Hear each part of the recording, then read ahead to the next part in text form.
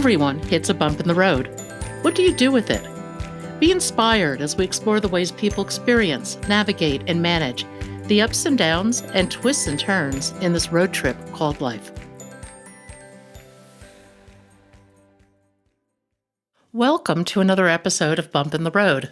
The basic podcast is always free. We also have a premium subscription called Bump 2 that lets you listen in on extended behind-the-scenes conversations with our guests. Check it out at www.bumpintheroad.us. Dr. Susan Love is a force of nature. She's a globally renowned breast cancer surgeon. She's the chief visionary for her Dr. Susan Love Breast Cancer Foundation, and she's a patient as well as a doctor. In 2012, she was diagnosed with leukemia, and after a successful stem cell transplant, she's back to her innovative research, which is changing the understanding of breast cancer. Welcome to Bump in the Road. If you would, give us a little bit of background on how you came to be one of the world-renowned breast surgeons. Well, it was not really such a hard ordeal, in fact, because when I was going to medical school, there were still quotas as to how many women they would allow in the class, and it was somewhere between 5 and 10%. So mostly there were men, and then when I wanted to be, actually be a surgeon, they let me in. I was much surprised. Um, and so I trained as a surgeon, and then they wouldn't let me be a general surgeon, but a breast surgeon, that was, okay for a girl. And there were very few women in surgery at the time. So that's how I became a breast surgeon. I was wondering about that because breast surgery back in the 70s, 80s was a pretty rare. I don't want to say it was a rare thing, but it wasn't well known. There wasn't a lot about breast cancer. It carried an enormous amount of stigma. Mhm. Oh, absolutely. Absolutely. But also, you didn't have you as a woman surgeon, you really didn't have a whole lot of other options because they weren't going to let you do urology or take somebody's or do a hernia. And so the only thing really we got and women, well, that was just women. So you could do breast. And it was just about the time when we were switching from radical mastectomies. We thought more was better, and the more surgery you did, the better it would be at curing a person. Then that sort of shifted into lumpectomy and radiation. The macho men weren't really interested in that, but that was something that women could do. So that's how we got into lumpectomy and radiation and breast conservation. And really, the only male surgeon was Bernie Fisher, who was really pushing for it. But everybody else was still doing regular full out surgery and just letting the women do the lumpectomy and radiation and the breast conservation. That sent your career off on a really different tangent, didn't it? It did. It did. It suddenly gave me some demand. It did indeed. And it really made a difference, I think, to a lot of women. Not everybody wanted breast conservation. Some people felt like, just get it off. But other people really appreciated it. And so the combination, or having a choice at least, really made a difference. How has breast cancer treatment changed during the period you've been practicing? Well, it's changed a lot. It went from, when I started, everybody was doing radical mastectomies. And it wasn't just taking all the breast off, but you also took the muscle underneath the breast. And it was a full out, complete mastectomy. And then there was a study that compared lumpectomy, or wide excision, as they called it, to radical mastectomy, and they randomized women. Women were actually agreed to be randomized as to whether they'd have a radical mastectomy or a lumpectomy and radiation. And it turned out when they followed these women, there was no difference in the outcome. So taking more tissue out was not better than taking less tissue. And the reason was and still is that the cancer cells get out of the breast very early on, much before we can see them on a mammogram, or feel them. And so they've already escaped. And the fact that you're doing a big radical mastectomy is not going to make a big difference. Has there been a lot of evolution in terms of diagnosing the type of breast cancer during this period? Well, yes and no. I mean, the fact that we're doing we imaging, mammography, and MRI, and all these things allows us to find different kinds of lesions, and sometimes smaller lesions. But it hasn't made a major impact in the outcome, actually, because the thing is, the cancer cells get out very early on, way before we can see it in a mammogram, and that's why we find that we have to do more than just something local, not just take the lump out or take the breast off, but add something like chemotherapy or hormone therapy, something that will circulate through your bloodstream and get to wherever there might be some cells that are hiding out and knock them out. And so, what you do to the breast turns out to be less important than what you do for the rest of the body. Oh, that's interesting. You're involved in some very interesting research. Tell me, to talk a little bit about how the Susan Love Foundation came to be. Well, I basically took it over from an older surgeon who was retiring, and he was doing some very interesting research on looking at the anatomy of the breast, and that was something I was interested in as well, because it's we haven't paid much attention to it and where the cancers start, and so I moved into his realm and started the and took over his nonprofit, which was in Santa Barbara, and started the Dr. Susan Love Breast Cancer Foundation. And we found that doing less is often just as good as doing more. I mean, this whole idea that we had to do a radical mastectomy seemed like a good idea, but in fact, really wasn't so. That the important thing was not just to was to get rid of the lump or the lesion that you could see or feel, and then also add systemic treatment, something that circulated through the bloodstream, chemo, hormones, so that any cells that had already gotten out, and likely some had, would be knocked out. And so you needed both. Not one wasn't enough. Has chemotherapy evolved a lot? Well, yes, it's become more specific. It used to be it was just poison. It is just poison, actually, but you just wanted to poison more cancer cells than normal cells. And then we started to realize that you could actually fine tune it, so you could get a drug that matched there's different kinds or flavors of cancer cells, and you could get one that would match it. And so then that kind of chemotherapy, which was much more specific, was also much more accurate at dealing with the disease. Have these more targeted treatments changed the outcomes? I read that 30% of people with breast cancer will have a recurrence. Is that a pretty steady number or is it declining? I think it's more variable than that. I mean, people will still have a recurrence.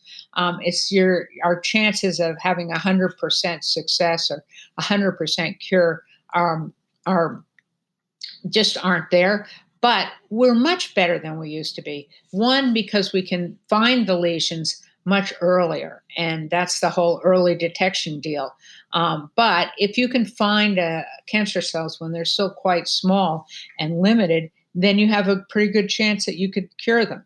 But if as they get bigger, the chances are you've already let some cancer cells out into the rest of the body, and then your chances of curing them becomes lower and lower.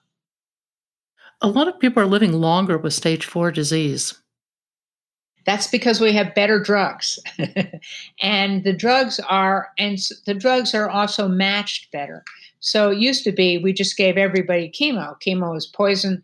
It would poison some of the cancer cells and not all the cancer cells. And now we try to match the kind of cell to the kind of um, drug. So, for example, tumors that are HER2 new positive, HER2 new, which I always thought was something you put on your hair. Um, but actually is a specific drug that can knock out cells that overexpress the HER2 new antibody. So there, those drug, the if you had that kind of cancer and you took the right kind of drug, the Herceptin, then you were much more likely to do well than if you had that kind of cancer and you just took regular chemo. So the fact that we're more specific, we're much better at figuring out what kind of cancer you have and what kind of drug will match it, is I think part of the reason people are doing better. Well, what are the stats behind the hormone blocking drugs that occur after treatment? Well, they depend. There, you have more success than we used to have, but and people live a lot longer. Not It's not 100% because they're not killing cells, but they're controlling them because they're blocking the hormones. And these cancer cells are driven by estrogen. So if you block estrogen from getting to them, then you're going to get a much better result. Does anything really prepare a woman for what blocked estrogen really means? No, no. I mean, menopause is blocking estrogen, but it's not fully blocking it the way we do if you have breast cancer. You're working on some really interesting research. I was stunned. We spoke briefly before this, and you told me that the breast had never been mapped, and That's that right. you're doing a mapping study. Talk about that. I find that fascinating. Yeah, we had no idea the anatomy of the breast, of the human breast. How many holes there are in the nipple for milk to come out of? How many ducts, how they're arranged. We really hadn't spent a lot of time doing that, and I think part of that was because we were doing full mastectomies and we really didn't care. But then, as people started moving into lumpectomy and radiation, or at least breast conservation, they started paying a little bit more attention, but still we didn't know how many holes there were in the nipple, how many ducts there were, how they were spread out. It turns out there's like an inner group and an outer group. So the inner group goes straight back from in the nipple, and to the chest wall, and then the outer group is a second rim, and then it goes out peripherally to the upper outer quadrant, to up here to your, all the way to the collarbone, down to your ribs, and into the center. So it's really two concentric circles, the way that they're distributed. And that means doing a quadrantectomy, taking a quarter of the breast out, really doesn't make any sense because the breast isn't in quadrants. They draw these pictures as if it were a piece of pie, cut out, but it's not. And so knowing the anatomy is really important, I think. Where will this mapping project lead?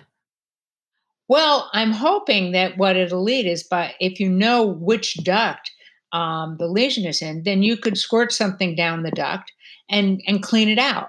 I jokingly say Drano, which is probably not the case, but you could put the treatment down the duct and clean it out, and you would know which ducts, which ductal systems you could do it in. And instead of just saying, "Oh, the breast is in a quadrant, so we'll take this quadrant out," you would look at the nipple, figure out which opening is the one that's leading to the cancer, and then squirt the treatment down that duct. And so I think that really is very promising. That's really fascinating. Will the treatments be very different than what we're doing now? Can you see a whole new generation of treatment coming along? Well, it could well be, and certainly it's more likely to be related to drugs, to the drugs we're using, and having drugs that are more specific to the exact kind of cancer you had. So, when we started out, we gave everybody the same chemo, and then we figured out some people were sensitive to hormones and some people weren't, and so the hormone people got hormone blockers and the others didn't. And then we found out about HER2, and so now the HER2 blocker people, they get a whole other drug, Herceptin. And so slowly but surely, we're realizing that it's not one size fits all, and that if we can figure out exactly the subtype and its susceptibility, then we have a really good opportunity to treat it, and treat it not just in the breast. The breast gives you the chance to see if the drug is working because you can feel and see the breast.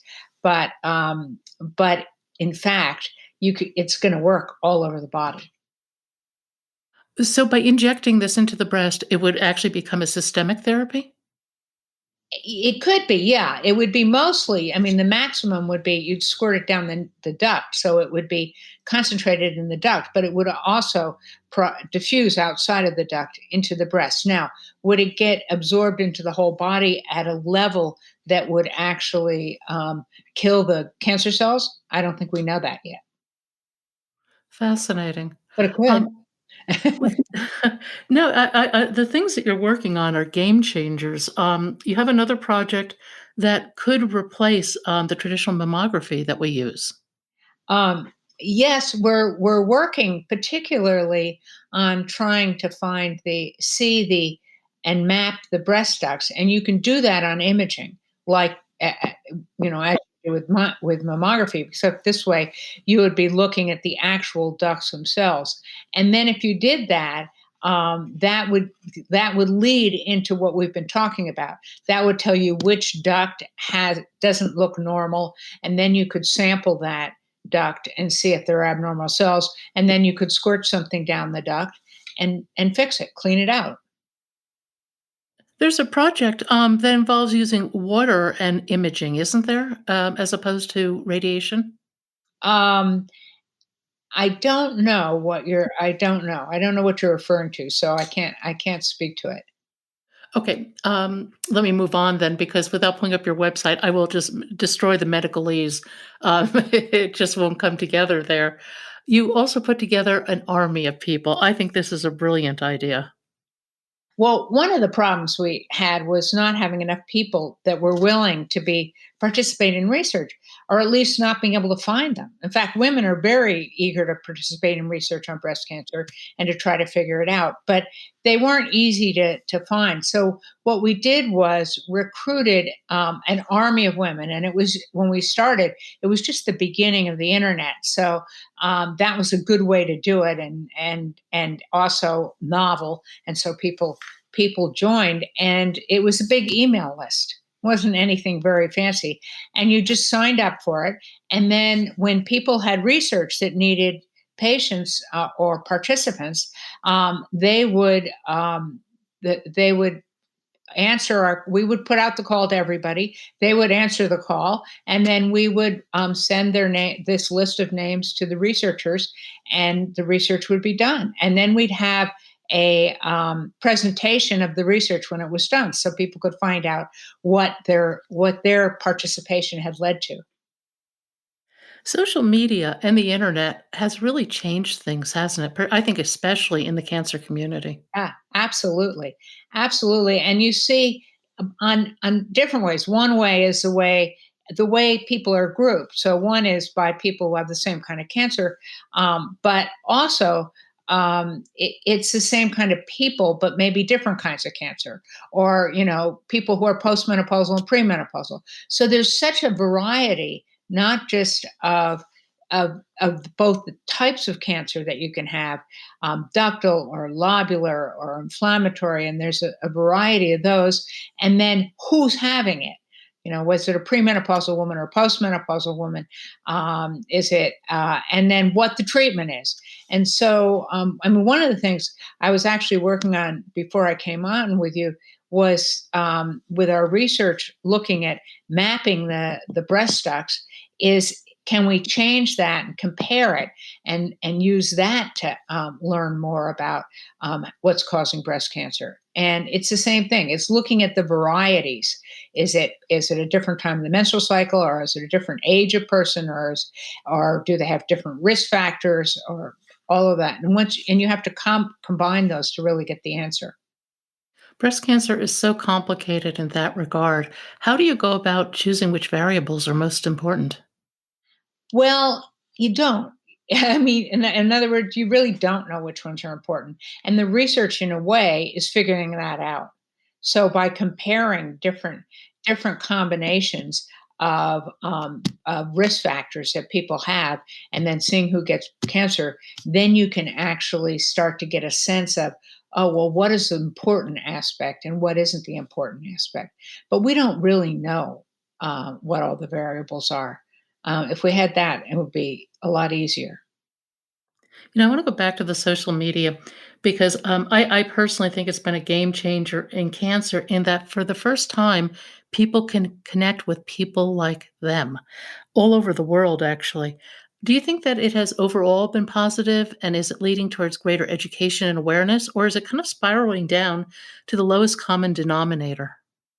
It's probably a little bit of both, but I think it's largely good. I think the ability to reach out to other people who have had similar experiences or have questions or don't understand what's going on, and not have to be, living next door to them, but actually being able to do it on the internet, being able to hook up with social media has been really critical in terms of improving the outcomes, certainly psychologically, of people who are having breast cancer. I mean, in the old days, we had support groups, where people would meet once a month and chat. But that just isn't the same as being able to reach out at the moment that you're really feeling, anxious and really need an answer. And the internet allows you to do that. So I really think that's made a major difference. It's still nice if you're physically in the same place to be able to get together to people and chat and compare notes and experiences. But it doesn't give you quite the breadth that the internet does. One of the things you find on the web is a lot of discussion of life after treatment. And I think being able to connect with people in that regard matters enormously, but it's very difficult. You have some great videos on your site about the so-called new normal. What do you tell people to expect? How do you help them navigate that kind of thing? Well, it's very difficult to do because you're anxious, you're worried about the cancer coming back again, and then you don't know whether these symptoms or side effects that you're having are related. Are they bad or are they good? Are they a sign that things are going downhill, or are they a sign that things are getting better? And so I think it's very difficult, and I think that's where the social media and that's where support groups really make a major difference, because at least you can find out whether somebody else has had that experience and what the result has been and how they dealt with it. And so even if you're not, living in the same town and having a support group, you can still have the advantage of reaching out and getting the support that you need. So I think that's really quite critical in terms of keeping people together and psychologically. And the other thing is that the internet, you can call somebody or reach out almost any time, and so that's really a big advantage as well. And you can wait till late at night when the kids are in bed or whatever. But it certainly broadens the spectrum and the opportunities to get support and to figure out what the right thing is to do when you're really feeling quite alone.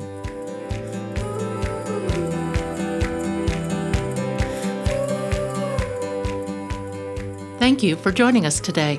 I hope you found something in today's podcast that inspires you along your own life's path, because sometimes a bump in the road is actually a portal into a more conscious and meaningful life. You can subscribe to our free podcast at www.bumpintheroad.us or become a premium member to hear the full conversation. Just go to www.bumpintheroad.us for more information and to sign up.